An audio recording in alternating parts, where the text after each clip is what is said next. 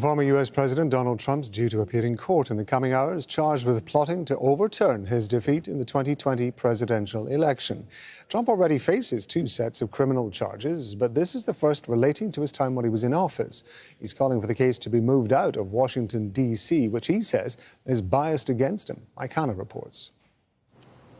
The media is gathered, security around the courthouse is being ramped up, and the former president is due to be indicted on the most serious charges yet brought against him. One of his lawyers says the defense rejects a trial date envisioned by the prosecution. To take President Trump to trial in 90 days, of course, is absurd. The question is, why do they want to do that? If you want to seek justice, then you need to offer President Trump an opportunity to get a hold of all the evidence. The federal judge who was chosen at random to hear the case is Jamaican-born Tanya Chutkan. She was appointed by Obama in 2014. She's presided over dozens of prosecutions relating to the attack on the Capitol on January the 6th, 2021, which she has described in one judgment as a violent attempt to overthrow the government, and it nearly succeeded. The judge also presided over an action brought by Donald Trump in November 2021 to prevent the White House from handing over documents to a House Select Committee. She rejected the application, saying on that occasion, the president is not a king and the plaintiff is not the president. In the conspiracy charges, the prosecution outlines the extent to which Donald Trump attempted to persuade his then vice president to refuse to certify the vote. Just one of what the indictment says is a series of criminal acts. And in relation to Trump's actions leading up to and on January the 6th, Mike Pence issued his strongest criticism yet. And then on that day, President Trump asked me to put him over the Constitution. But I chose the Constitution, and I always will. And I really do believe that anyone who puts himself over the Constitution should never be president of the United States. And anyone who asks someone else to put themselves over the Constitution should never be president of the United States again. The former president's response was scathing. In a lengthy message on his social media, Donald Trump says of Pence, he didn't fight against election fraud, which we will now be easily able to prove based on the most recent fake indictment and information which will have to be made available to us finally. A really big deal. The VP had power that Mike didn't understand. More than 1,000 people have been convicted on charges related to actions stemming from this baseless claim of election fraud, some sentenced to prison terms of up to 18 years. The charges are similar to those brought against Donald Trump. Mike Hanna, Al Jazeera, Washington.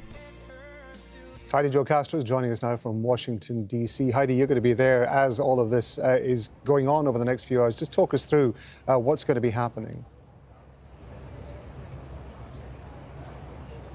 Rob, right now it's still pretty tranquil here outside the federal courthouse because in a few hours' time is when we expect the former president to arrive. He'll be flying in on his private jet from Bedminster, New Jersey, where his home is, and he will be escorted into the building behind me. We may or may not see the image of him actually going into the building because he might go through an underground garage. But once inside, he will have his fingerprints taken once again. He likely will not have his photo or mugshot taken. And then it'll be a very perfunctory court appearance before a magistrate judge in which the charges will be read against Trump, and he'll be asked to submit a plea, and he has said he will plead not guilty. Heidi, there's been some speculation, I think, or some rumor that the defense is going to try and get the case moved from Washington, D.C. Why is that? Why are they so keen to get that moved to another location? Well, the jury pool here in Washington, D.C., according to Trump's attorneys, is not a fair one to the former president because they're looking at the voting numbers from the last election in which Trump only won 5% of votes among this jury pool. So, yeah, it'll be difficult to find a pool that's favorable to Trump politically.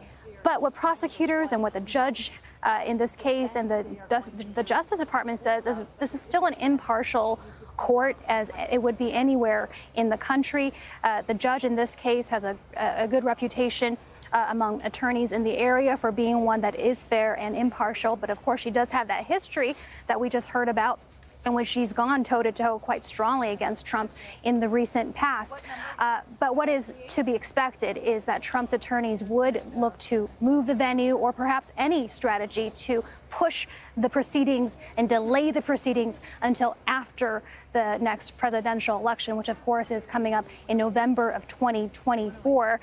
Trump has said no matter what the outcome of this or his other trials that he will face, he intends to continue his campaign, which opens up an entire new world of unknown possibilities if he were to be convicted prior to a campaign, prior to election. If he were to go on and win, what does that mean for the next chapter of American history? Nobody really knows.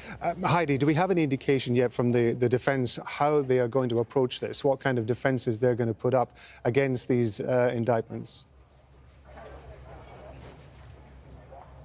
Yeah, we've heard from Trump's attorneys speaking to the media saying that the First Amendment is one defense they'll likely lean on, claiming that the former president had the right to tell the public far and wide that the election had been stolen and that he, at the time and even now, still believes that to be the truth. Well, we know from the evidence and from what the indictment lays out that Trump was informed time and time again from credible sources, including his own Justice Department, that the last election, the 2020 presidential election, was indeed secure and that there was not fraud enough to change the outcome, that Trump had lost, and that Trump deliberately chose to ignore those facts. In the indictment, it says many times that he knowingly spread these falsehoods, and that it was that action which crossed the line from just expressing his First Amendment opinion to taking a corrupt act, according to prosecutors.